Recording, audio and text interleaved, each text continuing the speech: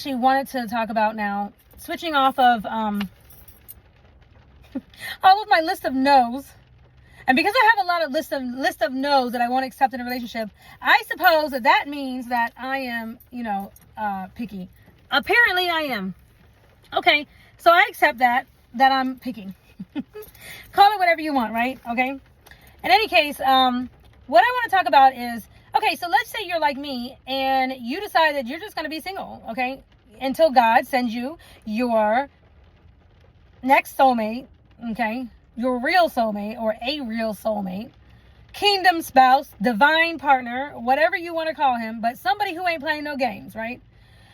We all go through things that are sad. We all go through things that are times in our life where we might feel sad, or we might be trying to, getting over a death of a loved one. Okay. Maybe you just suffer from highs and lows or depression and things like that. Let me definitely say to you that, I'm just like everybody else, right? I definitely have moments, sad times and, times of despair and when I've gone through things, right? Okay. So I want to express that when I say just like everybody else, I mean, I'm talking about like, when my husband died, I went through such a deep depression for so long. And it's not like you ever wake up when you lose somebody you care about, that you really care about, that you were really enmeshed with, like that was your soulmate. Okay. You don't really just wake up one day and just say, oh, I don't miss him no more. I'm glad I'm done with that. No more tears. We're done. It doesn't work like that, right? It doesn't work like that. You learn to just function with the pain. You actually just learn to function with a hole in your heart, like with a piece of your heart that's just missing. Okay. You just learn to move on through that, right? But that's severe. And I want to talk about this because this is something that's near and dear to me. Okay. It's very near and dear to me. Specifically when you do lose somebody close to you. And it doesn't have to be just your mate. Just when you lose somebody that you're literally used to seeing every single day, that you're so close to, that you talk to them every day. You talk to them all day long or whatever, right? If your mate was your best friend, or just your best friend, whatever, you literally kind of like you grow like a third hand. It's like your brain gets used to being enmeshed with that person. Your brain gets used to getting pinged. Like ping. Your brain gets used to hearing that person's voice, seeing that person's face, touching that person's skin, right? It's like, I know for my first husband, it's like, I could almost feel when he was about to come home, right? And my body would respond. I'm talking about to the very day that he died. Because when you are with a real soulmate, when you are with a person that's true love, real love, a soulmate, right? You can almost hear each other's thoughts. Literally, you can call each other. It's telepathy. It's real. It's absolutely real. I tested it out so many times with my husband. He absolutely responded to me every time. We were so tight like that. And when you lose somebody like that, right? When you lose somebody that close to you, it is like, it's literally like your arm has been cut off. And they say like when you have lost an arm or a limb, just like your brain doesn't know it. And you keep trying to use it. But then you go to use your arm and it's not there, right? Because you have to literally rewire your brain, right? You have to rewire your brain to use different neural pathways, okay? Literally, that is what death is like. It is literally like that. For the longest time, I'm talking about every day, every minute, or, the pain of losing somebody like that comes in waves. And in the very, very beginning, especially if it was shocking, especially if you didn't get a chance to say goodbye, if it was a traumatic situation, just depending on what it was, in the beginning, it's minute to minute. It's minute to minute. You have to literally just decide to take in air. right? You have to decide and choose to take in air and exhale. And that in itself can be an accomplishment. When you're in such grief, and especially when you're in so much grief, and you don't numb. If you choose not to self-medicate through drugs and alcohol and sex, opioids or whatever, and you are just feeling the pain, that's what it feels like. Minute to minute. And sometimes it feels like just don't choke. It's like literally don't choke on just lack of breath. Okay? And that's normal when that happens, especially when it happens suddenly and you have no way of preparing. You do get through that. Okay? And then you go into a phase where you're crying maybe every hour or every other hour or, a couple times a day, right? Because it's like you start to function where you do normal things of life, like cooking and cleaning, maybe taking care of your kids or whatever the case, go back to work or whatever. But you have these reminders for whatever reason. It's like your brain sends yourself a reminder that says, so-and-so is gone. So-and-so is missing. So-and-so is not here. And it like floods back to you, right? And you feel the tears coming, right? Or you feel the pain. And it takes your breath away. And I say I went through that, what I just described, that right there, at least for a good 3 or 4 years, right? So, for example, I would, especially once I came to Atlanta, it was 6 months after my husband had died. I came to Atlanta and I can remember going to people's houses and working, doing makeup, right? And as soon as I got in the car, wanting to call my husband and tell him how that job went, how that gig went, how that experience went of doing that, whatever.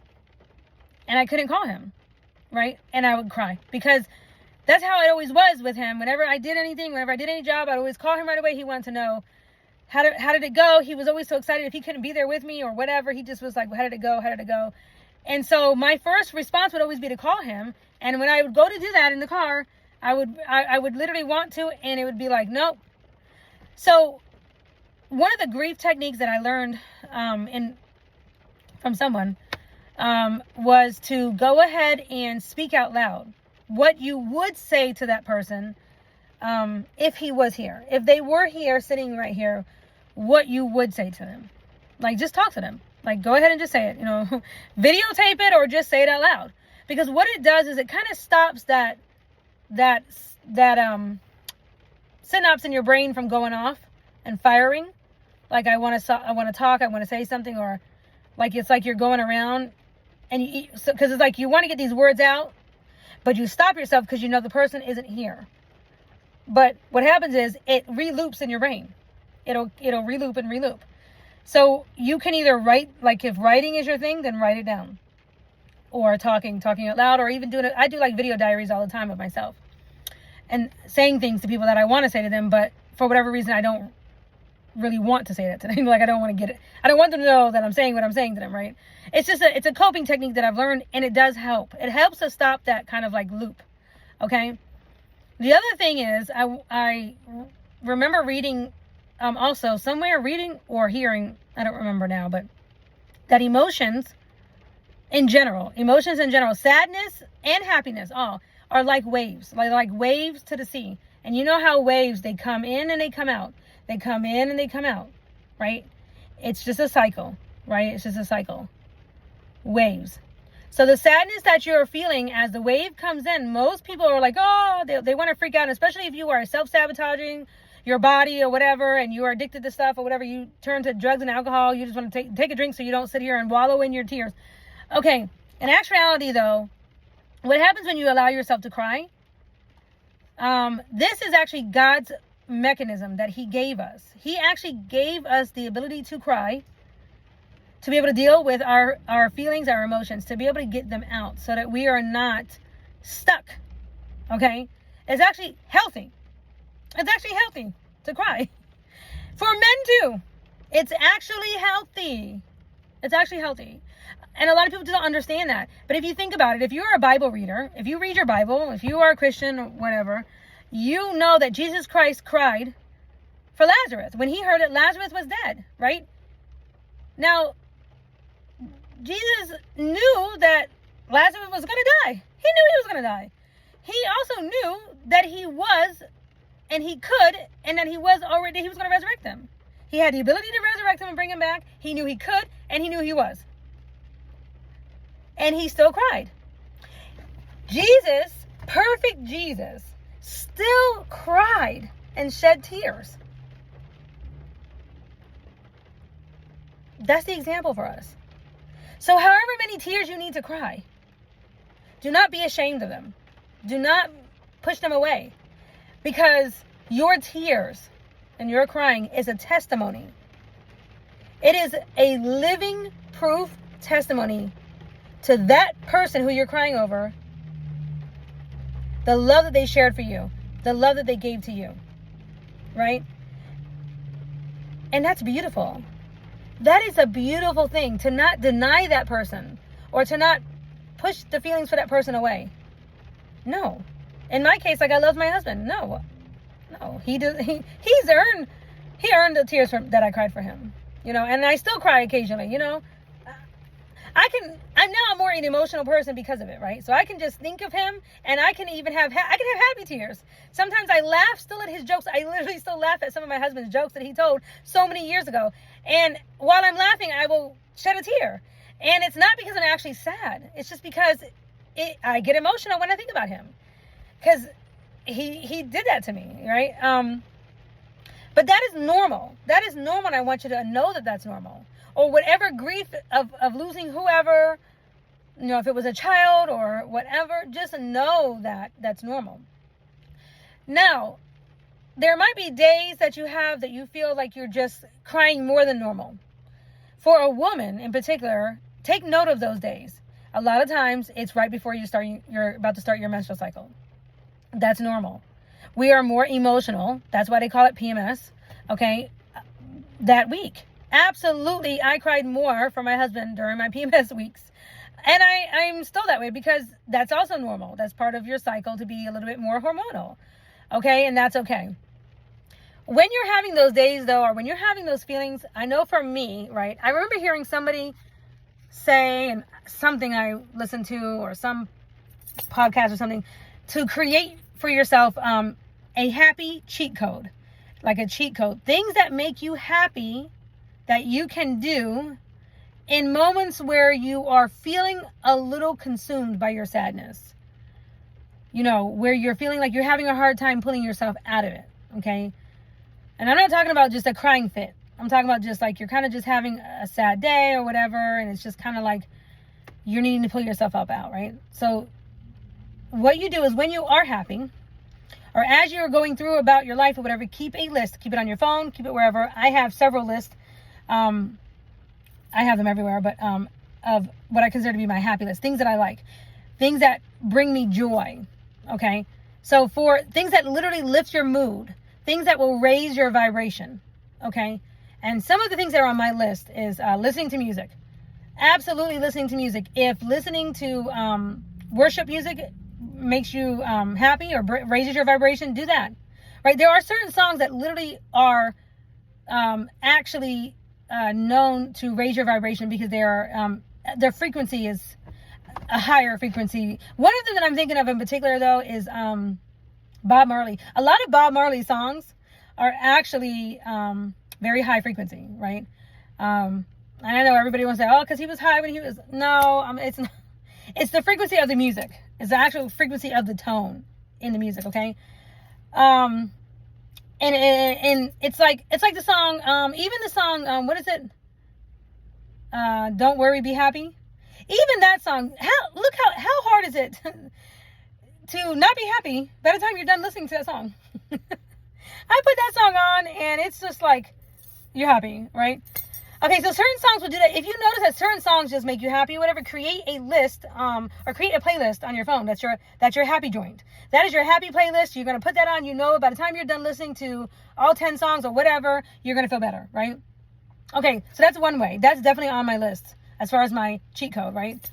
Some of the other things on my list is, one of the other things on my list is taking baths. I definitely enjoy taking baths. Taking baths is definitely something that makes me happy.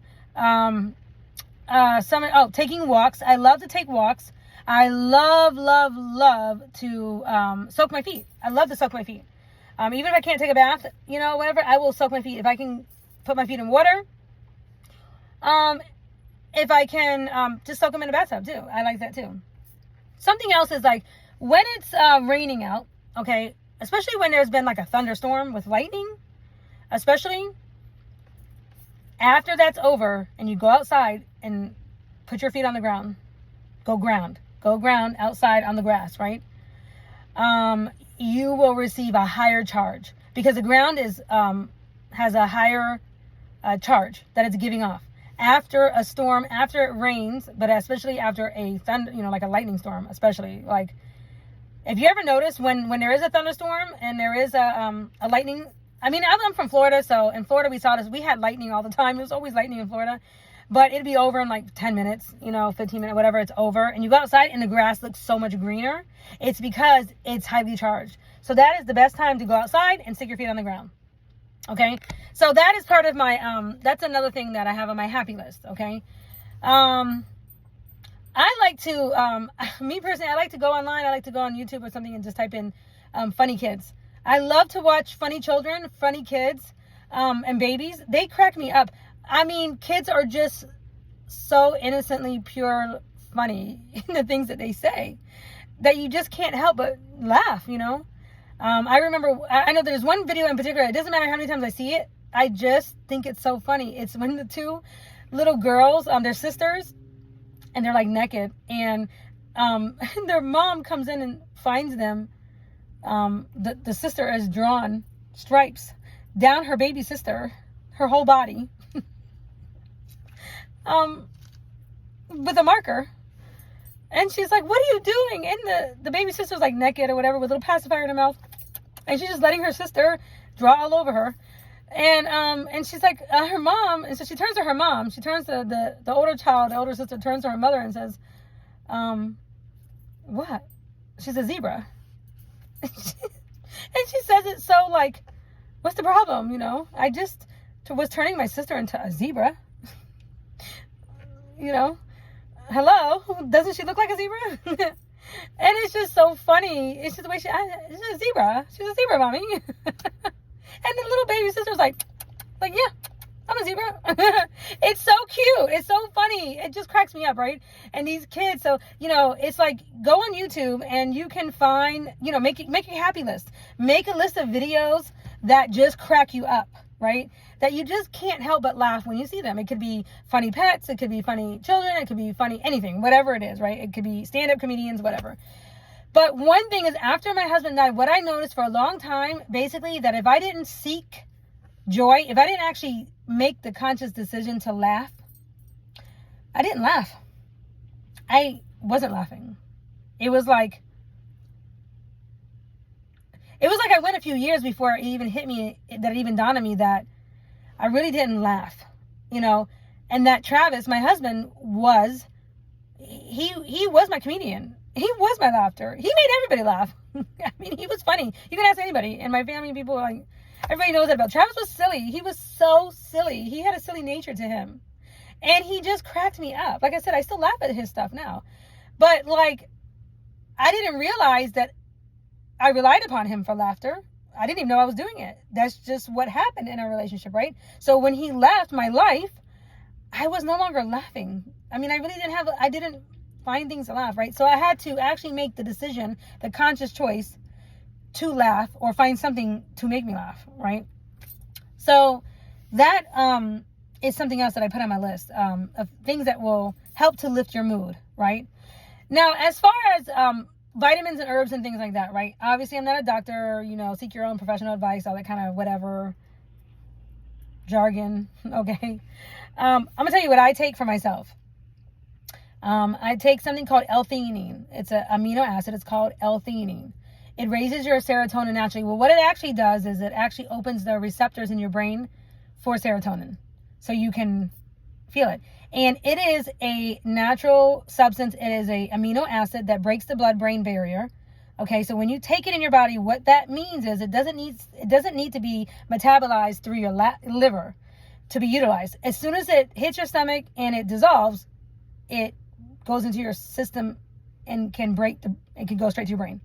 Okay, it's a happy pill. Okay, now it doesn't last forever, and it is a protein base. So what that also means is that you don't want to eat it. You either take it by itself or take it with a carbohydrate, but you don't want to take it with another protein, because the two proteins together will cancel each other out. So that is the recommendation, is to take it with a carbohydrate or take it alone. And it's called L-theanine, or GABA. Okay, and GABA, I believe GABA is like the precursor to L-theanine, but both are the precursor. Both help to open up the receptors in your brain to serotonin, to raise your serotonin. Now, when you're having blue days, sad days, and whatnot, I want you to think about what you're feeling, what you're experiencing. Grief and sadness, true sadness and grief, comes from usually something in the past that we can't change. It comes from something in the past, right? We're looking back. We're thinking back. We're wishing. It's like I wish, shoulda, coulda, woulda, or whatever, right? It's a past. It's usually something in the past. When you're having anxiety,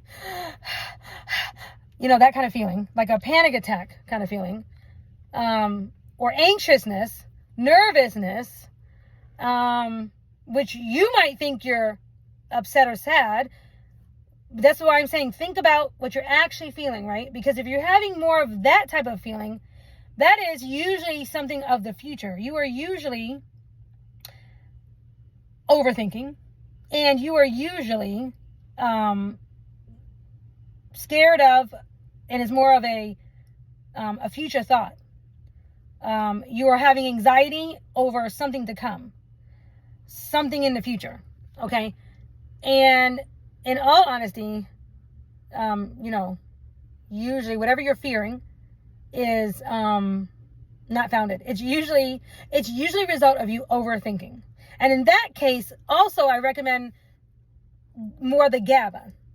Okay, I recommend more the GABA versus the L-theanine, because GABA seems to help a little bit more with with the anxiety, with more anxiety. Okay.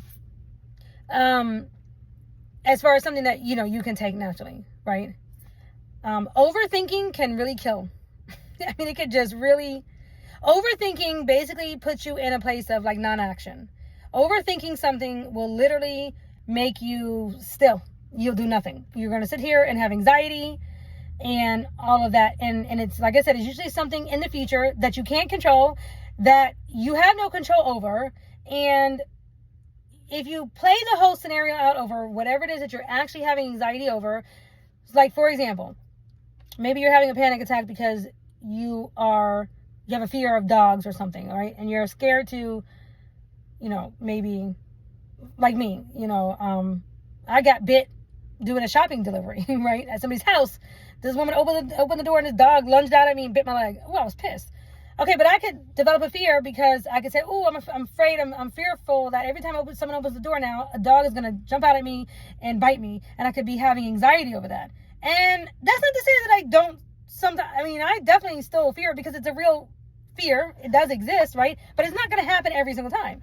And if I overthink it, I'm going to overthink myself to the point of not working at all, not picking up any deliveries at all, right? Not doing any of my hustle or whatever. Okay, so that is something like that. So it's best sometimes to address it, be like, yeah, if this happens, I'm going to do X, Y, Z, or I'm going to prepare like this, or I'm going to whatever. Okay. So don't let overthinking cause you anxiety and whatever. Okay, I think that's it. So basically, for this particular video, I'm trying to keep everything to like 20 minutes or around that time. So this particular one was creating your own happy cheat code, and you do it in advance before you're sad. You do it in advance before your next episode or whatever. Allow the waves to come and go. Allow the waves to come and go, because your crying and your tears, they will stop. They don't just stay forever. Okay. I mean, the sadness in your heart kind of, that's there, but the actual crying and the moment of that, it does stop, right? So allow the emotions that you're feeling to come to you, to feel them, to acknowledge them, to speak them out. It's okay to just acknowledge the sadness that you feel, and that it is okay that you feel sad. It is okay. Sadness is a feeling, and it is okay. You can cry about it, a lot that happened, and then picture that feeling as it's rolling over your body, right? Going down and then out your feet, and there it goes. Okay? And so it's a wave that comes and then it's gone. And you're like, okay, that one is done. That one is over, and let me move on now. Okay? Until the next wave of whatever that happens. And it is healthy. Remember, it is healthy to feel feelings. It is healthy to feel sad. It is healthy to feel happy. It is healthy to feel joyful. Okay? It is literally healthy for us to feel these range of emotions. This is why we have them.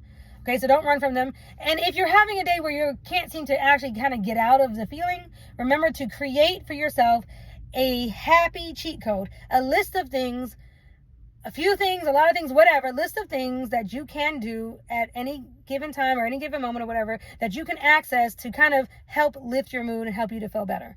Okay, so that's your happy cheat code. So that's basically what I wanted to go over in this video. Okay, all right, talk with you soon.